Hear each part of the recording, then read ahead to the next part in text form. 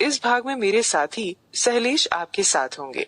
दोस्तों, इस कोर्स के आखिरी भाग में आपका स्वागत है। चलिए इस भाग की शुरुआत एक गतिविधि से करते हैं। स्क्रीन पर दिए चित्र और सवाल को ध्यान से देखिए और इनके बारे में सोचिए। आपने जब इनके बारे में सोचा तो आपके दिमाग में इनके लिए क्या छवि बनी? आपकी स्क्रीन पर दोनों के लिए कुछ विकल्प दिए जा रहे हैं। जो विकल्प आपकी दिमाग में बनी छवि से सबसे करीब है, उन पर क्लिक करके जवाब दें। मुमकिन है आपके दिमाग में 2x5 और दिए गए चित्र के लिए इनके अलावा कोई और ही छवि बनी हो, लेकिन सच ये है कि हम लगातार हर अवधारणा या विचार को समझने के लिए अपने दिमाग में कोई ना कोई छवि तैयार करते ही रहते हैं। समझ बनाने के लिए हम सिर्फ चिन्हों, शब्दों के लिए चित्र नहीं, बल्कि चित्रों को देखकर भी दिमाग में उनके लिए छवि बनाते हैं। इस तरह अपने दिमाग में किसी अवधारणा या विचार के लिए एक छवि को सोच पाना या बना पाना विजुअलाइजेशन या दृश्यीकरण कहलाता है। हिट एस्पिनोसा कहते हैं कि गणित की अवधारणाओं का दृश्यीकरण देखने जैसी एक सीधी सीधी संज्ञानात्मक क्रिया नहीं है। दृश्यीकरण एक ऐसी क्षमता है जिसमें हम दिमागी छवियां तैयार कर उन्हें दिमाग में ही कोई समस्या आने पर इस्तेमाल कर सकते हैं, उनमें बदलाव कर सकते हैं और एक ही अवधारणा के लिए अलग अलग छवियों के बारे में ही सोच भी सकते हैं। चलिए अब पहले वाली गतिविधि को और आगे बढ़ाते हैं। आपकी स्क्रीन पर पहले दिखाए चित्र, सवाल और उनको दर्शाने वाले मुमकिन विकल्प दिए गए हैं। जो विकल्प चित्र को या सवाल को दर्शा रहे हैं, ये करना तो आपके लिए आसान रहा होगा, क्योंकि आप संख्याओं और गुणा को इतने अच्छे से समझते हैं कि उनके अलग अलग दर्शाने के तरीकों को आराम से पहचान सकते हैं। यहाँ गौर करने की बात यह है कि एक ही संख्या 54 को कितने तरीकों से दर्शाया गया है। स्क्रीन पर दिए तरीके सिर्फ कुछ ही तरीके हैं। प्रीति त्रिपाठी अपने लेख developing mathematical understanding through multiple representation में कहती हैं कि गणित में किसी अवधारणा के अंदरूनी ढांचे, उसके अलग अलग पहलू और उसमें शामिल अवधारणाओं के बीच रिश्ते को दिमागी या मूर्त तरीके से दर्शा पाना रिप्रेजेंटेशन या निरूपण कहलाता है। गणित की अवधारणाओं को मूर्त चीजों से, शब्दों में, संख्याओं की मदद से, ग्राफ से, चित्रों से, चिन्हों से, संदर्भ सोचकर और भी कई तरीकों से दर्शाया या निरूपित किया जा सकता है। त्रिपाठी आगे ये भी कहती हैं कि निरूपण एक तरीका है अर्थ बनाने का, समझाने का, साझा करने का और दूसरों से विचारों पर चर्चा करने का। दृश्यीकरण और निरूपण दो ऐसी क्षमताएं हैं जो हमें हर विचार की समझ बनाने और बेहतर करने में मदद करती हैं। हम दुनिया में हर विचार को अपने दिमाग में विजुअलाइज करते हैं, यानी उसके लिए छवि तैयार करते हैं और दूसरों को समझाने के लिए अपने विचारों को या समझ को निरूपित करते हैं या दर्शाते हैं। चलिए थोड़ा और गहराई में समझते हैं कि गणित में कैसे ये दो क्षमताएं बहुत ही जरूरी होती हैं। क्या आपकी कक्षा में ऐसा हुआ है कि आपने बच्चों को काम करने के लिए छोटे छोटे से अनुदेश क्रम में बताए हों, लेकिन फिर उनका काम वैसा नहीं होता जैसा कि आपने बोला था? ज्यादातर हम मान लेते हैं कि बच्चे का ध्यान कहीं और था, लेकिन दरअसल बच्चा दिए गए निर्देशों के लिए अपने दिमाग में वैसी छवि बना ही नहीं पाया जैसा हम सोच रहे थे। इसलिए उसके काम के प्रदर्शन में वह समझ नजर भी नहीं आई। लेकिन इसके पीछे का एक अहम कारण ये भी है कि शायद बच्चों को इस तरह का अनुभव पहले से हो ही ना, या काफी अनुभव ना हो। अगर उन्होंने उम्मीद किए जाने वाले काम के उदाहरण पहले देखे हों, तो शायद वे निर्देशों के लिए अपने दिमाग में बेहतर छवि बना पाएंगे। चलिए देखें कि कैसे निरूपण और दृश्यीकरण दोनों ही बच्चों में गणित की समझ को गहरा करने में मदद कर सकते हैं। एकी मुराता एंड चाना स्टीवर्ट 2017 में छपे अपने लेख facilitating mathematical practices through visual representation में बताते हैं कि निरूपण बच्चों को गणित की अवधारणाओं को समझने में मदद करते हैं। आइए इसे उनके लेख में साझा किए कक्षा के एक दृश्य की मदद से समझते हैं। चना स्टीवर्ट ने अपनी कक्षा के बच्चों के सामने एक समस्या रखी। एक विज्ञान की कक्षा में वनेसा ने 7 बुलबुले, नेस्टो ने 8 बुलबुले और जीसस ने 3 बुलबुले बनाए। उन्होंने कुल मिलाकर कुल कितने बुलबुले बनाए? समस्या देते समय उन्होंने बोर्ड पर तीनों संख्याएं लिखी और उनके नीचे 10 के खांचे में उन्हें बिंदियों की मदद से दिखाया। बच्चों ने 2 अलग अलग जवाब दिए। स्टीवर्ट ने बच्चों को जोड़ों में अपने जवाब निकालने के तरीके पर बात करने और एक दूसरे को समझाने को कहा। स्टीवर्ट बच्चों की जोड़ों में हो रही चर्चा को सुनती रहीं। फिर उन्होंने कुछ बच्चों को पूरी कक्षा के साथ अपने तरीके साझा करने को कहा।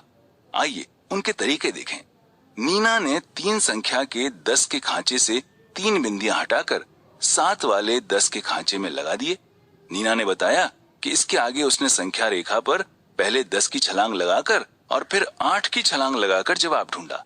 टिया ने भी नीना की तरह 3 संख्या के 10 के खांचे की बिंदियां 7 संख्या वाले खांचे में लगा दी, लेकिन संख्याओं को जोड़ने की जगह उसने स्थानीय मान का इस्तेमाल करते हुए 1 दहाई और 8 इकाई पहचाना और अपना जवाब 18 दिया। देखा दोस्तों, बच्चों ने कैसे एक ही सवाल के अलग अलग जवाब सोचे। चलिए इस पर थोड़ा गहराई से सोचें। आपके अनुसार स्टीवर्ट के सवाल को 10 के खांचे की मदद से दर्शाने का क्या फायदा हुआ? आप एक से अधिक विकल्प चुन सकते हैं। आगे बढ़ने के लिए सबमिट बटन दबाएं। बच्चों को सवाल को अपने दिमाग में समझने में मदद मिली। बच्चे सवाल के जवाब निकालने के तरीके सोच पाए। बच्चों को जवाब साफ साफ खांचों में नजर आ रहा था। बच्चे सवाल में शामिल संख्याओं को 10 की समझ से जोड़ पाए। पहला, दूसरा और चौथा विकल्प सही है। बच्चे 10 के खांचों में सवाल को दर्शाने की वजह से सवाल के लिए अपने दिमाग में एक छवि तो बना ही पाए, लेकिन साथ साथ उन्होंने जवाब निकालने के खुद के तरीके भी सोचे। इतना ही नहीं, उन्होंने सवाल को स्थानीय मान से जोड़कर समझा, जिससे वह 2 अवधारणाओं जमा और स्थानीय मान में एक जुड़ाव बना पाए और साथ ही स्थानीय मान की अपनी समझ को और गहरा भी कर पाए। चलिए कक्षा के इस दृश्य के एक और पहलू पर विचार करते हैं। आपके अनुसार स्टीवर्ट ने बच्चों को अपने तरीके सबके साथ साझा करने को क्यों कहा होगा? आप एक से अधिक विकल्प चुन सकते हैं। आगे बढ़ने के लिए सबमिट बटन दबाएं, ताकि बच्चे नए तरीके समझ सकें, ताकि बच्चे अपनी समझ को समझा सकें, ताकि पता चल सके कि बच्चे सही सोच रहे हैं या नहीं, ताकि बच्चों की गलती को पकड़ा जा सके। दूसरा और तीसरा विकल्प सही है। जब बच्चे अपने तरीके बोलकर, बोर्ड पर लिखकर या चित्र बनाकर साझा करते हैं, तब हमें तो पता चल ही पाता है कि वे क्या सोच रहे हैं और समझ रहे हैं, लेकिन साथ ही अपनी समझ के बारे में बात करने से और अलग अलग तरीकों से दर्शाने से उनकी खुद की समझ भी और गहरी होती है। दूसरे बच्चों को एक दूसरे को सुनकर नए तरीके भी पता चलते ही हैं। हालांकि बच्चे कहाँ गलत जा रहे हैं ये भी पता चल सकता है, लेकिन ये उनको अपने तरीके साझा करने देने का मकसद नहीं था। देखा आपने कैसे शिक्षक के सवाल को दर्शाने की वजह से बच्चे बेहतर तरीके से सवाल को समझ पाए और उसके हल के लिए अलग अलग तरीके सोच पाए। साथ ही वह हल को शब्दों में और संख्या रेखा और 10 के खांचों की मदद से साझा भी कर पाए।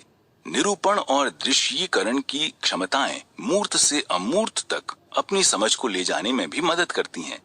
जैसे बच्चे को शुरू में संख्याओं की समझ बनाने के लिए संख्या को चीजों की मदद से दिखाना जरूरी है, लेकिन धीरे धीरे बच्चा संख्या के लिए अपने दिमाग में छवि बनाना शुरू कर देता है और आगे चलकर उस छवि का इस्तेमाल सवालों को हल करने में कर पाता है।